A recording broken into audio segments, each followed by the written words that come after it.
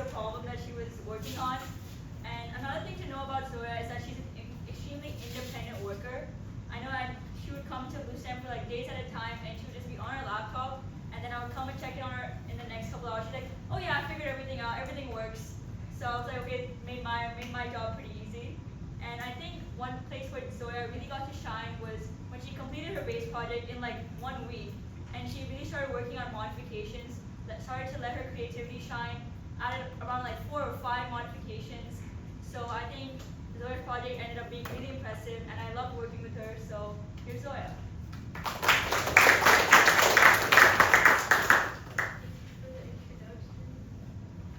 dad needs to record the video to show my Chinese friends. I'll let him. And I'm from Mission San Jose High School, and as Rita said, I do have a human following robot. And the reason I actually chose this project is because all my life, anytime I even looked at a dog, I just get a look from my parents. The immediate no. I don't even have to ask. So I thought this would be a good enough substitute. And how it works is it can follow my hand around using the sensors I've placed all around it. And to start off, we have the infrared sensors, which detect if there's something near it, because it will transmit signals, infrared signals obviously, and if there's an object nearby, the receiver will pick it up, and you can tell if the light will actually light up when it picks up something to indicate to you that it's working.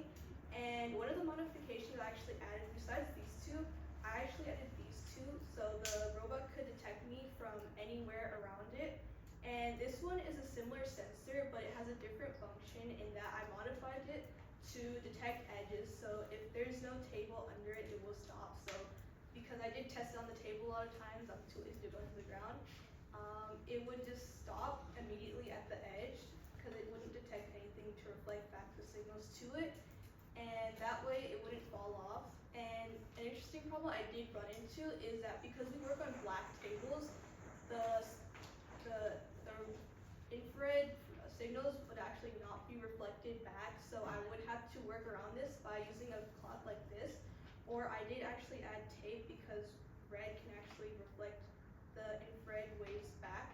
And the second sensor I did use is an ultrasonic sensor, which works the same as an infrared one, but it uses ultrasound. And what's different about this is it can detect distance, as you probably heard from all the other projects. And I did use this to add another modification where it will back up if it gets too close, because as you can see, the front is actually kind of sharp, so you don't want it to poke your hand, obviously. And let's get straight to the demonstration. So you will notice it's not moving right now, even though I said it would. Sorry, I lied. But that's because I did add a remote, so it can move forward, and it can move like in any direction you want it to, and it can also speed up. And I can switch it to the human following mode, so it will wheel back up, and it can turn, and it can turn to face me. And none of this would be possible without the TT motor. Okay, break the tantrum. So none of this would be possible without the motor module and the TT motors it powers. And I did run into a lot of problems with this because it does take up a lot of energy, because how it works is it sends a positive current to move the wheels forward, and it moves a negative current, and it switches to a negative current to move backwards.